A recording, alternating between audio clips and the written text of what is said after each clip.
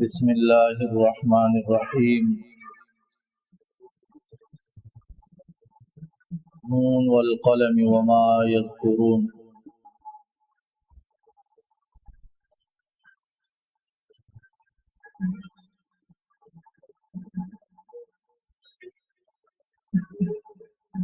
دین اسلام کی څنګه چې زمونږه عقیده هغه ډېر ضروري ده چې د هغې اصلاح وشي نو دارنګې عبادات دا هم ښایسته پکار دي او ورسره معاملات دا هم صفا سوتره پکار دي او اخلاق دا هم ډېر ښایسته هغه پکار دي قرآن کریم کې رب العالمین د رسول الله صلی الله علیه وسلم بارکه فرمایلی دي وانک لعلى خلق عظیم ستا اخلاق ډېر زیات اوچت دي ډېر اوچت اخلاق باندې خیسته اخلاق دا بعض وخت کې انسان لا فطری الله پاک ورکړي وي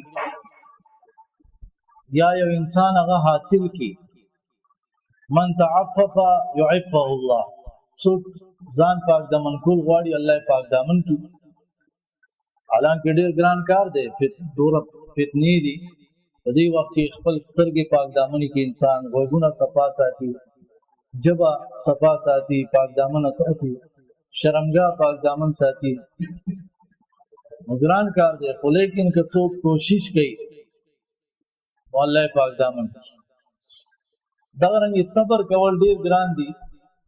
ولیکن من تصبر يصبره الله څو په ګران ځان کې صبر راولي الله پاک هغه کې صبر پیدا کوي صبرناک بیا دا اخلاق که د انسان طبیعت کې پراته یا ازدای کې او رستو راشي انسان کې نو دواړه قسمه داسې جوړ شي چې انسان ته عمل کول پاغي بالکل هغه آسان شي بیا دا غینه خلاف کول وته ګران دا دغه عادت جوړ شي عادت او عادت دا وی چې داغي کول انسان ته آسان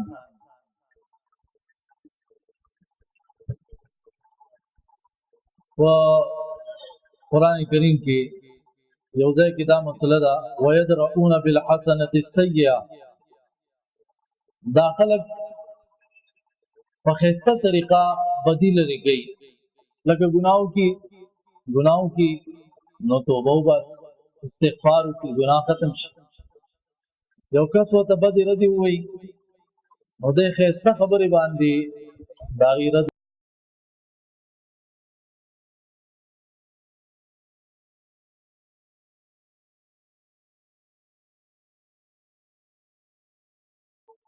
ويدرؤون بالحسنه السيئه خیسته طریقه باندې بدی لري کوي خیسته خبرو سره هغه بدی خبرې هغه ختمي ګناهونه ځان ختم کی او توبه او استغفار سره ولا تقربوا مال اليتيم الا بالتي هي احسن مال د یتیم ته ومنځ دی کېږي مگر په ډېر ښایسته طریقه یعنې څومره وخت چې ته ولا هغه مال سنبالای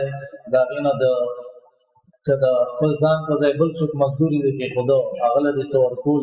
نو هغه دې ته اخله ښایسته طریقه چې مال برباد نه شي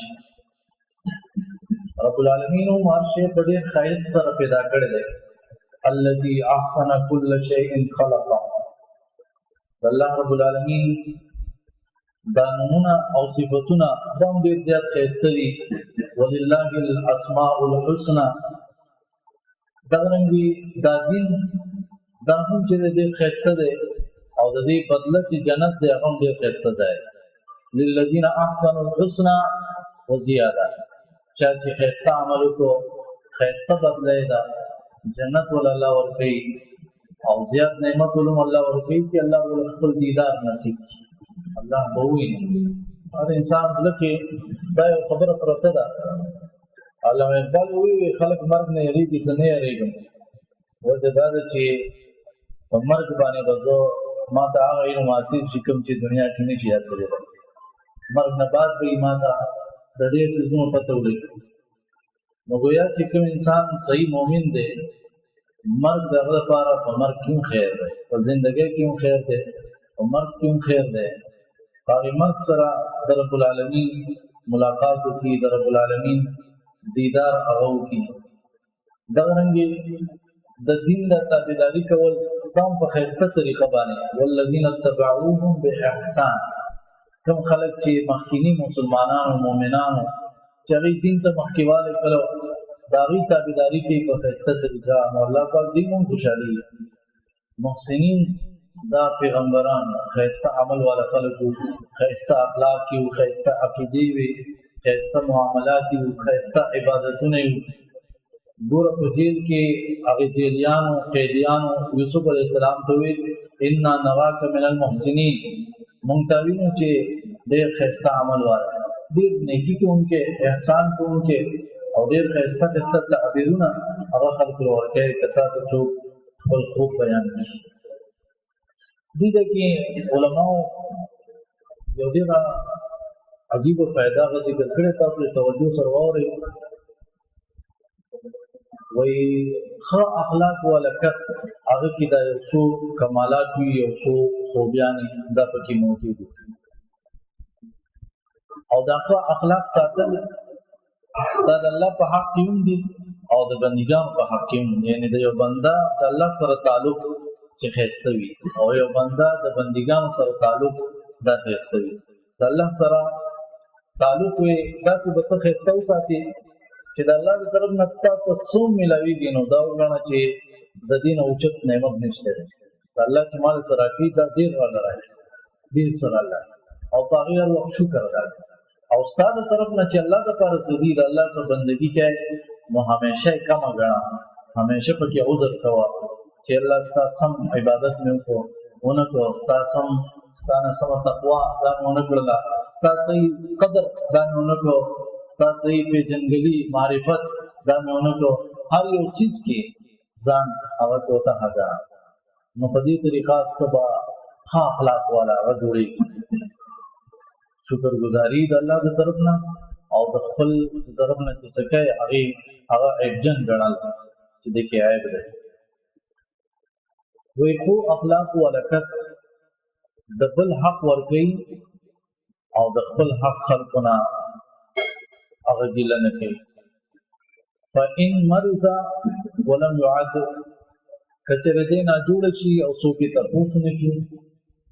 یا دې چرته بهر ملک نه بهر خار نه راشي سفر نه راشي او خلک په خیرالي لرانه شي یا دې په چا سلام واچي او څوک ول جواب ورنکي یا دې د چا ملمشي او غي عزت نکي یا دې د سسي سفارش کی او غ سفارش ول قبول نکي یا دې چا سره احسان کی خېګړو کی او غي د احسان اونمني شکر ادا نکي یا دې چا سره لړ شي غي ول سزا ورنکي یا دې خبرې کوي او څوک ته وګ نګدي یا دې ملګری څخه لاړ شي او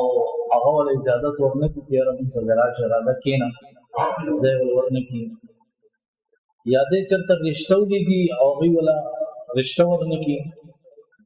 یا د باندې د چا قرضې او دې ورته مال مهلت راکا او مهلت نه ورکي یا وې ما ته قرضه سماف کا غي وته معاف کینا دا سه مختلف کارونه دا مثالونه دي دا د سره وشي ولیکن فلم یغزا دې حسن شي دې شکونه کوي دې په دې شکایت نه کوي او کسباله هغه کسان چې کوم دې چې نه جوړ شو او هغه تاسو لا نو راغلی هغه چې نه جوړ شي دې تاسو لذي او کاغه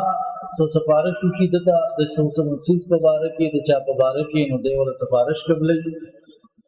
کاغه وته وی چې نو مال قرضه کې مهلت را کړي ول بیا مهلت ورکړي کاغذ مدد ته محتاج شي نو دی ورسره مدد کوي او دغه رنګي کاغذ او سودا کې ډیسکاونټ وړي نو دی ورسره ډیسکاونټ کوي ولا ينظر الى ان الذي يعامله كيف كانت معاملته اياه فيما خلا دې بیا دې ته نه ګوري چې مخکې د ما سره څه دې ته خسته اخلاق وي تاسو ته اوس پته لګېدلی چې دا څومره ګران کار کنه آسان ډېر ګران کار دا دین هغه علامہ اقبال یو ځای کوي یہ شهادت گہی الفت میں قدم رکھنا لوگ آسان سمجھتے ہیں مسلمان ہونا وہی خلق ہوئی کہ بس مسلمان یہ مودا آسان کار بس مسلمانی دی ګران کار دی په صحیح طریقه چې انسان په اسلام باندې عمل کوي الله رب العالمین موږ ته عمل کولو توفیق راکړي په خیسته اخلاقو کې وي دا یو څو خبرې ضروري دي چې روح تندي سره خلکو سره ملاويږي خلکو د پاره نرمه نفرت نه کوي خلکو نه او خیسته خبرې کوي وقولوا للناس حسنا خیسته مزیدار طریقې سره ښه انداز کې خلکو ته مخاطب کیږي او دا رنګي بذل المعروف قول و فعل ځکه چې خلکو سره د جبن هم ښه کوي او په لاس باندې هم ښه کوي خو سره کوي مدد کوي او فائدہ ورته رسوي جبن هم لاس نه او خلکو ته خلک د لاس د ضرر هم بچ ساتي نقصان نه او د جبې د ضرر نقصان نه بچ ساتي دې ته ښه اخلاق او ګام ګران کار نن سبا خلک چې دې په لاس باندې ضرر ورکوي په جبه ضرر ورکوي فائدہ ورکول والا ډېر کم نو ښه اخلاق دا چاهي چې په جبه باندې خلکو له فائدہ ورکوي په لاس باندې خلکو له فائدہ ورکوي او دا رنګي د جبې او د لاس د ضرر او نقصان نه نو خلک هغه بچ ساتي او علماء دا ویلي دي چې التخلي عن الرذائل والتحلي بالفضائل ګنده اخلاقونه ګنده څیزونه دا وینه ځان بچ کول او خسته اعمال دغه کاله چې د ځان ته هغه چول دا ښه اخلاق لکه مثال په تور باندې کنځلي کول دي بدنظراني کول دي شومتوب دی بخل دی بزدلي ده د خلکو په خوشحالۍ باندې خفه کېدل دي حسد دی کینه ده بغض دی نفرت دی دا ټول څیزونه دا لري کوي او ښه اخلاق ځان کې پیدا کوي د خلکو مدد کوي سخاوت کوي خلکو په ملاقات خوشحالېږي د خلکو په خوشحالو باندې هغه خوشحالېږي خلکو ته خیر رسوي فایده رسوي او دې دپاره ضروري خبرې دی چې انسان علم حاصل کړي علم چې په علم سره ته وپېژنې چې څه شی ما دپاره بل دپاره ښه دی څه شی ما دپاره بل دپاره نقصان دی چې فائدې والا کار ځان له بل له وکړي او د نقصان والا کار نه هغه وساتي ځکه هغه حدیث چې لا ضرر ولا ضرار هغه ډېر مطلبونه دي نه به د خپل فائدې دپاره چاله نقصان ورکوي او نه به د بل چا فائدې دپاره بل له نقصان ورکوي دغه رنګې نه به د دې په دې ژبه داسې خبره کوي نه به په دې لاس داسې یو عمل کوي چې د هغې د وجې تا ته نقصان راورسي او نه په دې ژبه باندې داسې یو خبره کوي او په لاس باندې داسې یو عمل کوي چې بل ته نقصان ورسي گویا چې هغه څنګه دا مختلف ګړایګانې د واټر پروف نو چې هرم پروف جوړ شي چې چاته نقصان هغه نه ورکوي نه ځان ته نقصان ورکوي او نه بل ته هغه نقصان ورکوي نو علم ولې ضروري دی دغه رنګې سخاوت بخیل انسان کې ډېر هغه خرابیانې پیدا کېږي سخاوت چې کوم انسان کې دغه ډېر خوبیانې پیدا کېږي یو حدیث ما پڑھاو دومره مال وګټئ چې په هغې خپلولي ساتلی شي او واقعي چې تاسو اوس څه نشته دی ته نه خپلوانو سره جاني خدمت کوي بعضې کسان یې هغې سره مال نه وي خو منډې تړلې ډېرې وایي نو ټول خپلوان هغه ساتي هغې منډې تړلې هغې خدمت ډېر کوي که ته منډې تړلې ور هم نه وایې ته څه مالي خدمت هم نه کوې نو خو رشتې به خراب شي نو دا خو په څه طریقه به یې راټینګې ساتي که نه څه مزې په کار دی دا رشتې به قایم نو سخاوت ډېر ضروري څه دی او دا قرآن کې راغلي ان الله اشترى من المؤمنین انفسهم واموالهم بان لهم الجنه یقینا الله چې د خلقونه مالونه او نفسونه د دې غوښتي د جنت په بدله کې مګور تاسو ماته یو حدیث کې رضی الله عنه يعوذ بك من الجبن والبخل من البخل والجبن الا د شنتوب نه پناه غواړم او د بزدلۍ نه پناه غواړم. کوم سړی چې شوم وي بخیل وي هغه مال نشي لګولی د الله رضا لپاره. کوم سړی چې بزدل وي هغه خپل وجود نشي لګولی.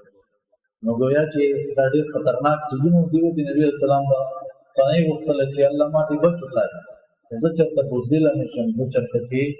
هغه بخیل نشم. سخاوت چې دا انسان کې ډېر خوبیانې راپیدا کړي. زنانو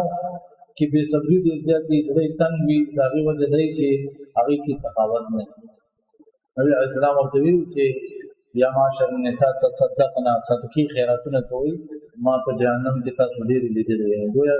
یو ناشکري پکې ډېره زیاته ده.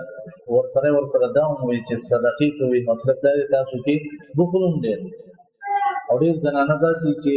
خاوندان یې سخاوت کوي خو دوی باندې د ښځو باندې بد لګي، هغه منې کوي، خاوند منع کوي چې ورور سره به هم ښه نه کوي، مور پلار سره به هم ښه نه کوي، پیسې به دوی هم نه ورکوي، داسې بخل کوي. نو دا خرابیان یې څه نه پیدا شي، دا د دغې د بخل د وجې نه هغه پیدا شي. بل یو علم، سخاوت او بل صبر، دا انتهایی دا بنیادي څیزونه دي. ما من عبادت الا وساقه الصبر. کوم عبادت هم چې د هغې پنډی چې په څه باندې هغه عبادت ولاړي هغه صبر. صبر چا کې نه هغه مونځ کولی شي، بیا په مونځ کې لګیا یاره دا مونځ دا رکعت خو ډېر اوږد شه، صبر پکې نشته. اوس په مونځ کې حساب کتاب شروع کړی. که صبر چا کې نه هغه روژه نشي نیولی. که صبر چا کې نه نو هغه درس ته هم نشي کېناستلی، خطبې ته هم نشي کېناستلی، هېڅ یو کار نشي کولی. صبر انتهایي ضروري دی. صبر یو انسان کې نه، یو زنانه د هغې کې صبر نشته دی. په دویمه ورځ په کور ته راتښتېدلي چې واده شوله، په دویمه ورځ به راغلي چې خوا کې راته دا خبره وکړله او فلانه یې دا خبره وکړله. که صبر کوي نو وخت به یې تېر شي، که صبر نه کوي نو وخت نه تېرېږي. یو عالم وایي چې ما نه چا تپوس وکړو چې صرف یو ټکي کې جواب راکړه چې زندګي به څنګه ښایسته تېرېږي. ما ورته وایي چې صبر وکړه. او بعض وخت خلک وایي صبر به آخر تر کومې کوو. ګوره یو سړی بیمار وي یا تکلیفونو کې یا مصیبتونو کې، نو ته به ورته صبر کوه، هغه به تا ته په دې خبرو هم غوسه شي چې تر کومې به صبر کوم او دا وایه. نو هلکه صبر نه کوې نو زه خپله لار وښایه چې په هغې تا ته خوشحالي ملاوي. په څه باندې به ته ښه شي؟ که بې صبري کوې خو نور پریشانه کړي. صبر نه علاوه څه لاره یې نشته. او بعضې خلک وایي تر کومې به صبر کوم. نو صبر عبادت دی او عبادت به تر مرګه کوې. نو که تر مرګه پورې تا ته داسې پریشاني ده نو صبر به کوې، نو به څه کوې. او صبر چې دی بلکل څه ټایم چې تا ته مصیبت راورسېدو دغې وخت کې چې تا صبر وکړو دې ته صبر ویل کېږي. ځان دې ستړی کړه، ښه اوتې بوتې دې وویلې او ټول هر څه دې قانون یې ولړل، اوس لګیا وې زه صبر به وکړو. صبر ډېر ښه شی دی، ثواب یې ډېر زیات. نبي صلی الله علیه وسلم هغه یو زنانه ولیدله قبرستان کې بیا د جړاګانې کې. نو نبي اسلام ورته اصبري، صبر کوه. نو هغې ورته وایي چې الیک عني فانک لم تصب بمصیبتي، ځه زما نه ځه، تا ته دا مصیبت نه یې راغلی کوم چې په ما راغلی، په تا خو نه تېرېږي که نه وایي په ما تېرېږي. دا خلک وایي دا صحیح حدیث دی. وایي ځه اوس هغې ته پته نشته چې دا پیغمبر دی. بیا ورته خلک وایي چې دا خو پیغمبر و. نو هغه بیا راغلی دا وایي چې زه به صبر کوم. انما الصبر عند الصدمة الاولى. صبر هغه چې څه ټایم تا ته صدمه راورسېد، تکلیف مصیبت، دغه وخت کې ته صبر کوې، دې ته صبر وایي. څه وخت کې تا بې صبري کوله او تا ته ویل چې صبر کوه، نو صبر کوه. تا ځان ستړی کړو. اکثر زنانې چغې وایي بیا پوه شي چې بس اوس خو راله فرصت نه راکړي. دې غمونو کې اکثرې بعض زنانې هغه د غم په انتظار دي چې زه به کله سپکوم. نو په دې غم کې به جړاګانې هغه شروع کړي چې داسې زنانه راشي چې هغه ښایسته جړا کولی شي، نو دا ډېره خوشحاله شي چې زه دا راغله اوس په کار به موږ برابر شي. چې بیا پوه شو چې ښځې لاړلې او اوس نشته دی او کار زما خراب وي، صبر به کوم. پیغمبر وویل چې صبر کوه. بیا ورته پیغمبر رایاد شي، ځکه اوس څوک به سشته نه چې وګاړي غاړه ولوي. یا دا دغه وخت کې دا صبر دی. پراټو ته چای ته هم زړه چې وي زه خوراک کوم. په اول کې صبر پکار دی، بس جهالت دی نو ته به ځه وژاړه چغې ووهه ته به څه وکړې دا مړی واپس کول شي ته به څه وکړې بلکې زموږ معاشرو کې خو دا یو قسم لا ورته ووایي منافقت به هم شي دا ډېرې چغې وهله وجه دا ده کس په کټ باندې پروت وي 4 کاله 15 کاله 6 کاله څوک به یې تپوس نه کوي چې څنګه ساعت وځي نو ټول به راپڼ شي او ژړاګانې به شروع کړي چې موږ ورپسې ډېر خفه یو چې خلک چې کوم پردي کسان راغلي دي هغوی خو خبر نه دي نو هغوی به ژړا ته ګوري پلانکی ورپسې ډېره زیاته خبره یعنې دې ورسره ډېر ښه وخت تېر کړی په ژړا باندې خلکو ته شو کوي دا زنانه که وټونو ته ودرېږي به ټول وټونه وګټي بې نظیره یې ممهدي شي چلونه ولا هغه ورځي د دې طریقو نه هغه ځان ساتل پکار دي ګوره د خارق لباس هغه اچولی کېږي دې زنانو ته قیامت کې ځان ساتل پکار ما وایي چې علم پکار دی علم مضبوط علم د ښو اخلاقو لپاره بیا سخاوت که تا سره ډېر څه نه وي نو لږ لږ ورکوه چې څومره دې وس وي هغه ورکوه او سخاوت کوه او درېیمه خبره صبر به کوې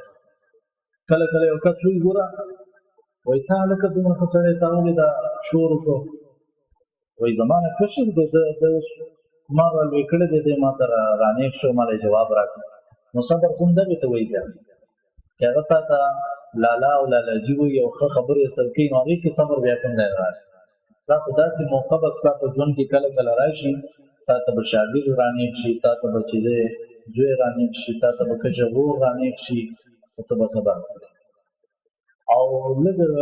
لږ وخت بس صبر کوي زیات نه زیات نیم منټ 30 سیکنډ خبرې که یو کس صبر وکړو نو بس معامله به دی اور باندې به اوبه واړه او که نه هلته کې هغه یو خبره وکړه ده ورپسې دوه وکړلې نو بس کار به خراب دا بعضې خلک چې تاسو اورېدلي وي اینډ کا جواب پتر سے دیں گے دا د مسلمانانو خبره نه ده وإن عاقبتم فعاقبوا بمثل ما عوقبتم به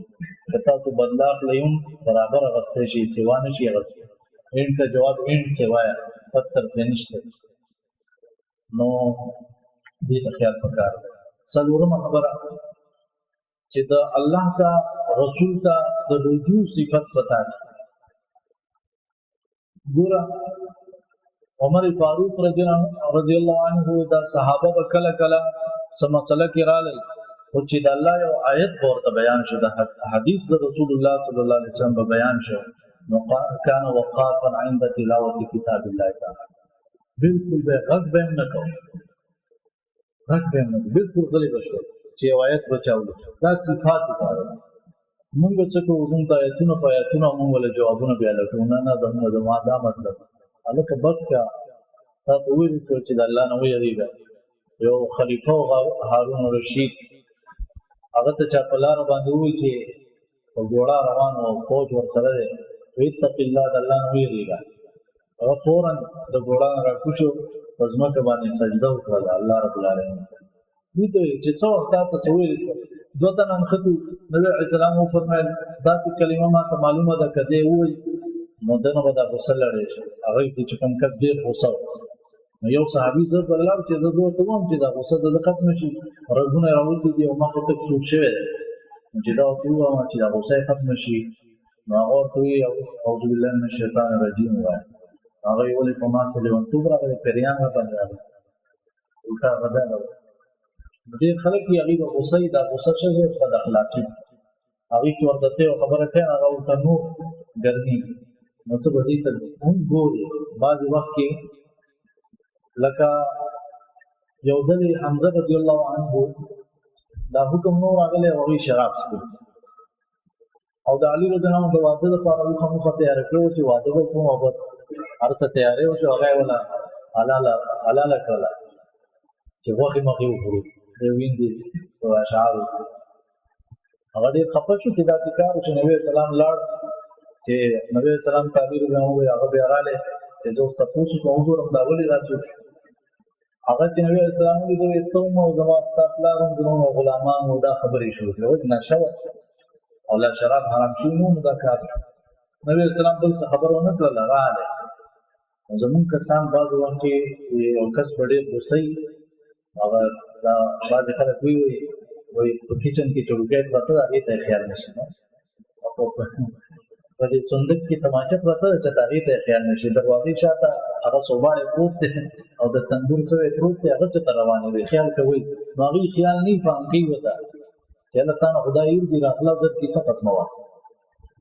د هغې کورونو کې هم د خلکو دا تاونه پراته او د موقع په انتظار دا امریکا او اسرائیل برطانیه دا صرف په دې دنیا کې نه دي دا هر کور کې هم دي یو امریکا جوړه شوي بل اسرائیل او بل برطانیه او انډیا جوړ شوي او دا دغه ته په انتظار ناست وي چې څه وخت په جړب کېږي او ماشومان دي که نه چې دوه ماشومان پکې نور نوکونه جنګوي توپ شه او ګرم شه دا کیسې نو دا چې خلک دي هغوی لګیا او د دې په انتظار چې یاره دا معامله نوره ګرمه شي نو ښه به نو څلورمه خبره ما دا کوله چې تا کې دا صفت موجود وي چې تا ته څوک د الله روایت ووایي تا ته څوک یو حدیث ووایي چې ته الله طرف ته رسول طرف ته رجوع کوې راګرځ خپل هغه بدي هغه پرېږدي خپل بد اخلاقي هغه پرېږدي او بل صحة الاسلام ښایسته اسلام هغه جوړول اسلام کله چې ته په ژبه وایې مسلمان دی په ژبه باندې او ظاهر کې څه اعمال کوې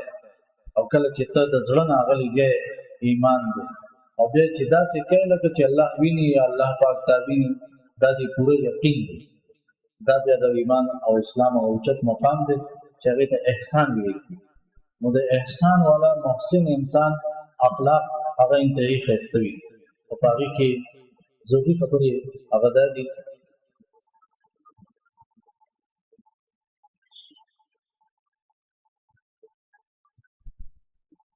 اولنۍ خبره وقولوا للناس حسنا خلقو ته ښایسته خبرې کوئ وقل لعبادي يقولوا التي هي احسن ان الشيطان ينزغ بينهم اے پیغمبر زما بندگانو ته ووایه چې ښایسته خبرې کوي ځکه شیطان دی کې فساد کوي اکثر فساد د څه د وجې نه راغلي هغه د دې خبرو د لاسه او نن دنیا کې غټ غټ ورکشاپې کېږي او سیمینارې کېږي او کورسونه کېږي د څه لپاره د خبرو چل لپاره کمیونیکیشن سکلز دي او دا کنورسیشن به څنګه کېږي او نیورو لنګویسټک پروګرامینګ وغیره وغیره د څه لپاره چې یو کامیاب بزنسمین هغه په ډېر ښایسته طریقې سره خبرې کوي ته به کسټمر څنګه ډیل کوې او ته به کنزیومر هغه به څنګه نو ته ګوره تاسو دې غټو غټو سټورونو ته ورشئ نو د هغوی چې تاسو سره څنګه خبرې کوي نو ته وایي چې یاره سودا له نه راتلې خو چې دې خبرو له کله کله راتلې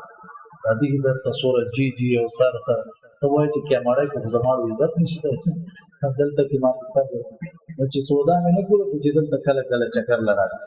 خو هغه کس که د مارکیټ د هغې دوکان نه بهر دې ولیده او بیا ورڅخه لاړ شه نو ته بیا نه وایې چې دا هغه کس دا ولې د بزنس د وجې هغه ښه اخلاق ساتي د خپل بزنس خپل کاروبار چلولو لپاره هغې ښه اخلاق ساتي نو موږ د الله رضا کولو لپاره ولې ښه اخلاق نه شو ساتي دې ځای کې ما ته یو خبره رایاد شوله وعلیکم السلام وایي په قرآن کریم کې راغلي دي یو کس هغه به وایي چې انا ربکم الاعلی زه ستاسو اوچت رب یم په دنیا کې یو کس تېر شوی نو موسی علیه السلام او هارون علیه السلام هغوی ته ویل شول دې کس څخه لاړ شي چې دا فرعون دی فقولا له قولا لینا نرمه خبره ورته کوي نو یو عالم لیکلي دي چې هغه کس چې هغه به وایي انا ربکم الاعلی زه ستاسو اوچت رب یم هغه ته د خبرو پیغمبرانو ته ویل چې نرمه طریقه ورسره خبرې وکړي نو چې کوم خلک روزانه هر رکعت کې په سجدو کې سبحان ربي الاعلی سبحان ربي الاعلی هغوی سره به ښه خبر نه کوي هغوی سره به په نرمه طریقه خبر نه کوي څومره فرق دی زموږ اخلاقو کې او زموږ معاملات داسې کس چې بلکل ښکاره د الله دشمن دی او د هغه سمجھاولو لپاره ته به نرمه طریقه اختیاروي او بیا موږ مسلمانان الحمدلله مسلمانان یې پنځه وخته لمونځونه کوي روژې نیوي د روژې میاشت کې کله به تلاوت کوي نور عبادات کوي کلمه وایي او دا وایي چې الله او د الله رسول سره مینه ده او هغوی سره د خلک بد اخلاقیان دي. د کیاماړۍ کې به څومره آبادي وي؟ د کیاماړۍ آبادي به څومره وي؟ څوک اندازه لګولی شي؟ چا په څه پته شي؟ تاسو ته پته شي؟ مثال په طور باندې 15 لکه کسان، په دې کې به څومره ډلې دي د مذهب لحاظ سره، مسلک لحاظ سره، د علاقو لحاظ سره، د ژبو لحاظ سره، که دا ټول یو ګڼلی چې موږ خو ټول مسلمانان ټول یو خلک حسابېدی نو څومره فایده به وه. خو نه، هر جومات جدا ملک دی، جدا چې دی هغه فیکټري ده او کنټري ده. هر جومات جدا جدا قوانین جوړ شي. دې جومات کې مونځ کېږي، هغې جومات کې نه کېږي، هغې کېږدي دی دا جنت ته ځي دا نه ځي، دا جنت ته ځي دا نه ځي. دا معاملات دي. نو څنګه چې انسان د خوراک څښاک دپاره فکر کوي، داسې به ټول نه مخکې د دین دپاره فکر کوي او د هغې حل قرآن ذکر کړی. فإن تنازعتم فی شیء فردوه الی الله والرسول ان کنتم تؤمنون بالله والیوم الآخر. که اختلاف ورڅه کې راغی، خبره باندې الله مني، د رسول به مني، حکمرانانو به مني، د علماو به مني، خو چې اختلاف تاسو څه کې پیدا شو نو بیا به اختلاف په څه حل کوئ؟ الله او د الله د رسول په خبرو. نو هر معامله کې خلک د کیني چې راشي دې باره کې، دې مسله کې، دې مسله کې الله او د الله رسول حکم څه دی، نو اختلاف ته ختم شي. خو خلک یې نه ختموي، ځکه دې کې د خلکو دنیا فایده ده. که خلک یو شول بیا د خپل حق تپوس وکړي، که خلک یو شول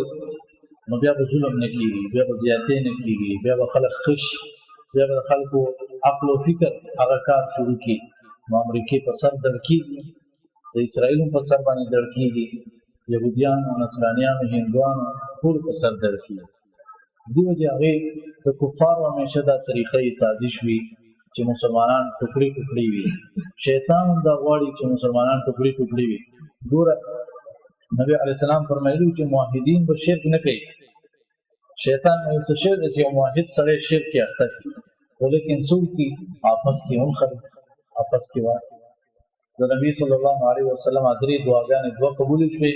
او د آپس کې به چې انخلي جنګونه به کوي قبوله نه شوه. نو د دې مطلب دا نه دی چې بس اختلافات واڅې به جوړېږي او ډلې به جوړېږي نو خیر دی دي که نه.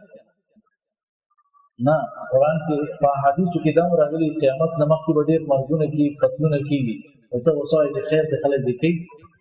د هغې ختمولو کوشش به کوي چې قتلونه ونه شي، مرګونه ونه شي، غلاګانې ونه شي، ډاکې ونه شي، ظلم زیاتې ونه شي. نو دغه رنګې خلک به بچ کوي چې اختلافات دوی نه پیدا کوي، ډلې نه جوړوي او نفرتونه، بغضونه، کینې دا نه ساتي. او محبت په څه پیدا کېږي؟ اطیعوا الله واطیعوا الرسول، لا اله الا الله محمد رسول الله. دا کلمه چې دا بنیاد کې په دې باندې پیدا کېږي. بله طریقه د ښو اخلاقو ادفع بالتي هي احسن السیئه. څوک د سره بد کوي ته ورسره ښه کوه. ګوره یاد ساتل پکار دي، د بل نه شکوې ګیلې نه وي پکار چې یاره دی ما سره محبت کوي که نه کوي، دی دوستي ساتي که نه ساتي، دی زما ملاقات له راځي که نه راځي، دی زما تپوس کوي که نه کوي. خلک ستا په اختیار کې نه دي، قابو کې نه دي. ته د خپل ځان دا کوه چې یاره زه د خلکو حق ادا کوم، خلکو له ورکړه کوم، خلکو سره محبت ساتم، دوستي کوم، د هغې ضرورت پوره کوم، د هغې بیماران شي تپوس لازم. دا ټول خپل چې هر سړی خپل ځان ته سوچ راوړي نو معاملات به سم شي. موږ هم لرې لرې سوچونه کوو، یو شی بل شی هغه زموږ اختیار کې نه وي سمولی. بل سړی ته نه شي سمولی. لکه تاسو دلته ناست یې که نه، څو پورې چې تاسو خپله نه غواړئ چې یاره دا بیان چې کېږي مونږ یې واورو او مونږ خپله د زړه اصلاح وکړو، د خپل ځان اصلاح وکړو، څو پورې تاسو خپله نه غواړئ نو زما زه به ډېر بیانونه وکړم، هېڅ فایده نه کېږي. چې کله تاسو خپله وغواړئ نو الله رب العالمین زړونو کې هغه اصلاح پیدا کړي. اصل څیز چې دی د خپل ځان اصلاح کول. ګوره هغه حدیث ته وګورئ، وایي لیس الواصل بالمکافئ. صله رحمي دې ته نه وایي چې څوک تا سره ښه کوي، یو ورور دې دی ترونه دي ماماګان ماسیګانې پپوګانې تا سره ښه کوي نو ته مو سره ښه کوې او په ټوله دنیا کې انګریزان هم داسې کوي هندوان دي جذباتو کې ورې ډېر مخکې دي جذباتي کنټرول د هغې هغه ډېر زیات دي خاندان وغیره نو هغې کې هم چې څوک ښه چلېږي اپس کې نو ورته ښه چلېږي اسلام هم ته دا وایي چې څوک د سره بد کوي نو هم به ته خپل ولي نه خرابوي دا ډېر اوچت څه هغه به تاله نه راځي ته به ورځي هغه به تاله څه نه درکوي خو ته به ورکوې نو دا طریقه داسې د رحم ده دا خپل ولي ساتل بل چې چا سره څه بحث مباحثه راځي څوک پوهکوي څوک مناظره چا سره کوي نو هغه هم په ښایسته طریقه کوي بدې ردې پکې نه کنځلې پکې نه ولا تجادلوا اهل الكتاب الا بالتي هي احسن دغه رنګې هغه آیتونه ډېر ډېر لوستل پکار دي سورت فرقان په آخر کې چې کوم راغلي و عباد الرحمن الذين يمشون على الارض هونا او هغه آیتونه کوم چې لقمان حکیم هغه خپل دوی ته ویلي چې دا کار کوه دا کارونه مه کوه دا ښه اخلاق دا ځان کې پیدا کول هغه پکار دي او کوم څیز نه چې منع راغله د هغې نه ځان ساتل پکار دي یو حدیث هم بس خبره ختمه ابو ذر رضی الله عنه نه روایت دی چې هغه فرمایي رسول الله صلی الله علیه وسلم فرمایي ترمذی حدیث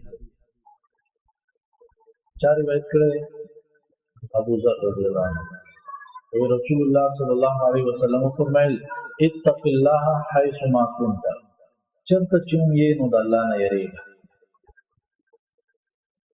واتبع السيئه الحسنه تمحوها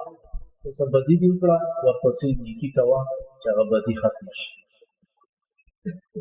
وخالق الناس بخلق حسن خلق سره ښه اخلاق ساته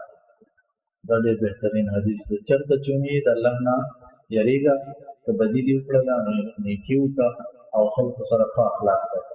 اقول قولي هذا استغفر الله